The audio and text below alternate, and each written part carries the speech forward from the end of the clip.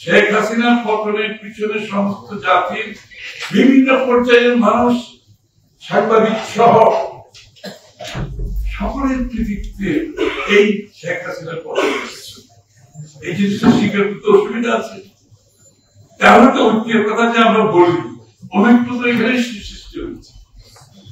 আপনি যারা অবদান রেখে, যারা আনসারি হিরো, তাদেরকে আপনি কৃতিত্ব দিয়ে আমরা কিছু লোক যদি মনে করি আমাদের জন্য শেখ হাসিনা চলে গেছে, এটা বিশ্বাসযোগ্য কথা হবে? কেউ বিশ্বাস করবে? যে মানুষগুলো ত্যাগ স্বীকার করেছে, চলে গেছে, যারা বেঁচে আছে, স্বীকার করতে হবে। এককভাবে কোন দেশ এগোতে পারে, এখানে আমাদের জাতি আজকে শীর্ষ নিউজ সেই যে তার যে ত্যাগ, এটা আমরা খুব ছোট আকারে এগুলি করতে পারবো, ছোট আকারে পাবো।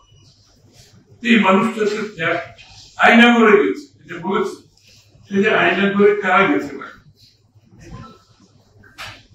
যে মানুষটাকে আয়না করে নিয়ে গেছে তাকে শেখ হাসিনার সরকার কত বড় থ্রেট ফিল করছে আপনি বুঝেন?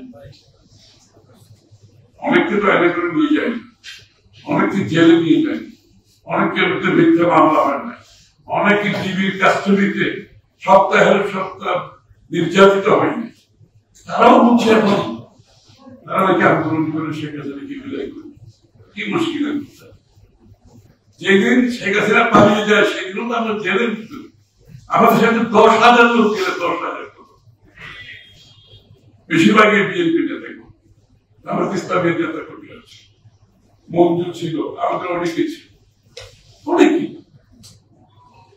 তাহলে আমাদের আজকে এই জিনিসটা উদাহরণ করতে হবে।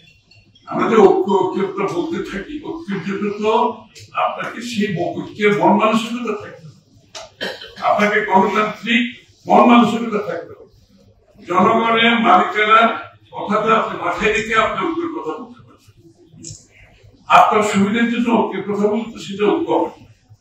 আপনি একদিকে আপনার সব কৃতিত্ব নিয়ে যাবেন, যেগুলো সবাইকে অস্বীকার করে, আমার বলছেন আপনি গণতন্ত্রের পথে হাঁটতে চাইবেন না, আমি জনগণের নির্বাচিত সরকার চাইবেন না, আমি জনগণের মালিকানা ফিরিয়ে দিতে চাইবেন না, তারপরে বড় ঐক্যের কথা। গণতন্ত্র নির্বাচনের সাথে সংস্কারকে মুখোমুখি করবেন কি জন্য? সংস্কার এবং গণতন্ত্র নির্বাচনের কোনটার সাথে কোন পারস্পরিক সাংঘর্ষিক কিছু না।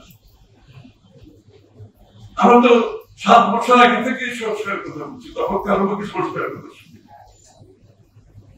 বেগম খালেদা জিয়া কি বলেছেন? প্রধানমন্ত্রী 2 টার্মের বেশি থাকতে পারবেন, বেগম খালেদা জিয়ার বিষয়। উচ্চ কক্ষ 2 চেম্বার, উচ্চ কক্ষের কথা উনি বলেছেন 7 বছর আগে। প্রধানমন্ত্রী প্রেসিডেন্টের মধ্যে ক্ষমতা সমতা 7 বছর আগে বলেছে। আজকে নতুন কিছু শুনতেছিল, একই কথা আমরা আবারও বলছি। যারা আমাদেরকে সংস্কারের সবক দিতে চায় তাদের মুক্তি যেগুলো আসলে আমাদের কাছ থেকে